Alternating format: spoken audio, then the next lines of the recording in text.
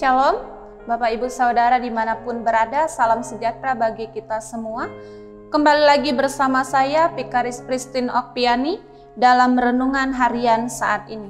Saya mengajak Bapak Ibu Saudara untuk membuka firman Tuhan yang tertulis dalam Kolose pasal yang pertama, ayat yang ke-21 hingga ayatnya yang ke-23. Kolose pasal 1 ayat yang ke-21 hingga ayat yang ke-23 di bawah perikop keutamaan Kristus. Juga kamu yang dahulu hidup jauh dari Allah dan yang memusuhinya dalam hati dan pikiran seperti yang nyata dari perbuatanmu yang jahat. Sekarang diperdamaikannya di dalam tubuh jasmani Kristus oleh kematiannya, untuk menempatkan kamu kudus dan tak bercela dan tak bercacat di hadapannya.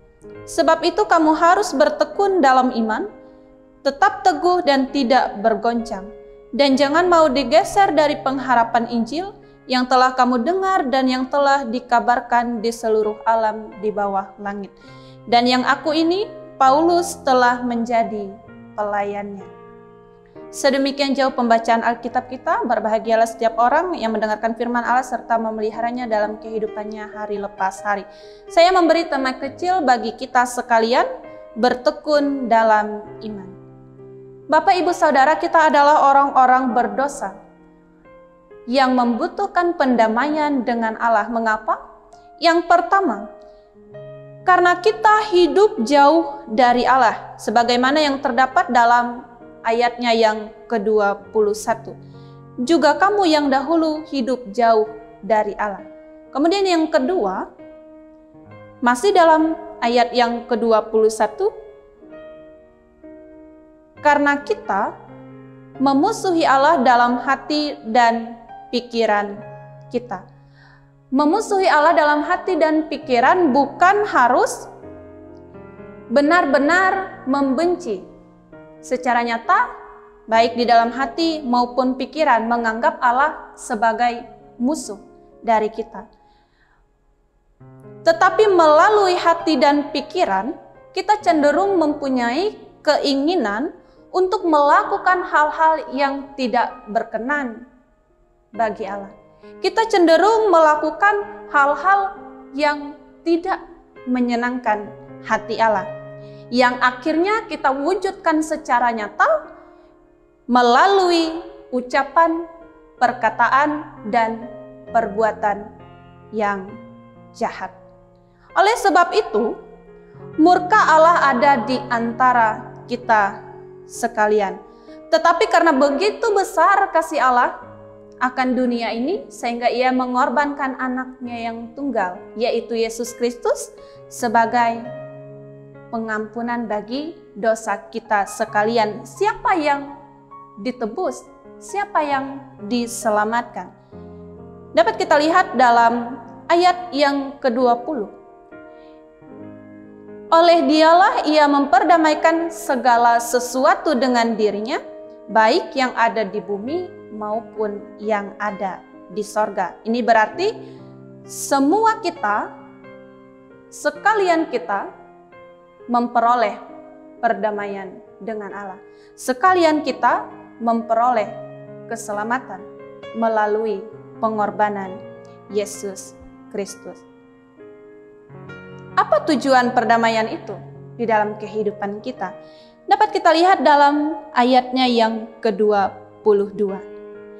Sekarang diperdamaikannya di dalam tubuh jasmani Kristus oleh kematiannya, untuk menempatkan kamu kudus dan tak bercela dan tak bercacat.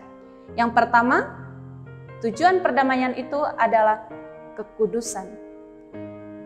Sebagaimana manusia yang berdosa, ia dibersihkan, ia ditebus melalui pengorbanan Yesus Kristus, kemudian ia menjadi kudus. Kemudian tujuan yang kedua adalah dalam ayat yang ke-23, sebab itu kamu harus bertekun dalam iman. Ini adalah tujuan yang kedua dari perdamaian yang dinyatakan melalui pengorbanan Yesus Kristus. Kemudian bagaimana caranya agar kita dapat bertekun di dalam iman? Yang pertama, berdoa, meminta hikmat, meminta Roh Kudus agar menguasai kehidupan kita sekalian.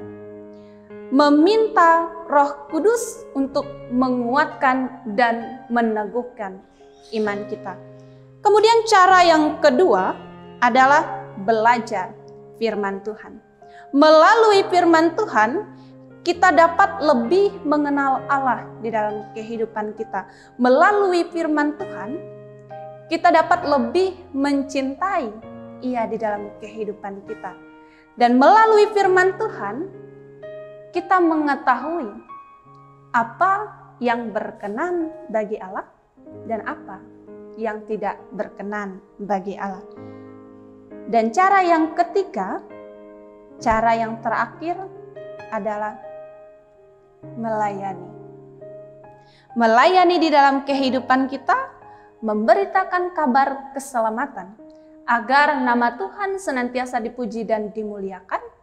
Kemudian banyak jiwa yang kemudian akan diselamatkan. Kiranya firman Tuhan ini menguatkan iman dan pengharapan kita, hidup kita senantiasa diberkati oleh Tuhan. Mari kita bersatu di dalam doa. Allah Bapa kami yang bertata di dalam kerajaan sorga, syukur dan terima kasih Tuhan senantiasa kami naikkan ke hadapan tahta hadirat-Mu yang kudus.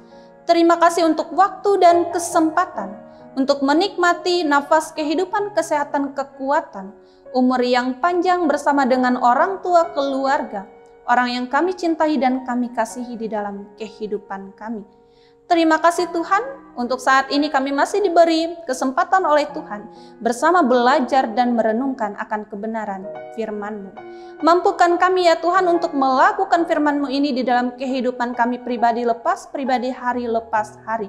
Bertekun di dalam iman dan pengharapan hanya kepada Tuhan saja. Mampukan kami untuk dapat merenungi akan begitu besar kasih Allah di dalam kehidupan kami. Sehingga melewati itu sekalian, kami juga Tuhan mampukan untuk kembali mengasihi Tuhan di dalam kehidupan kami. Terima kasih untuk pengorbanan yang memberikan keselamatan bagi kami sekalian. Mampukan kami untuk memberikan yang terbaik kepada Tuhan.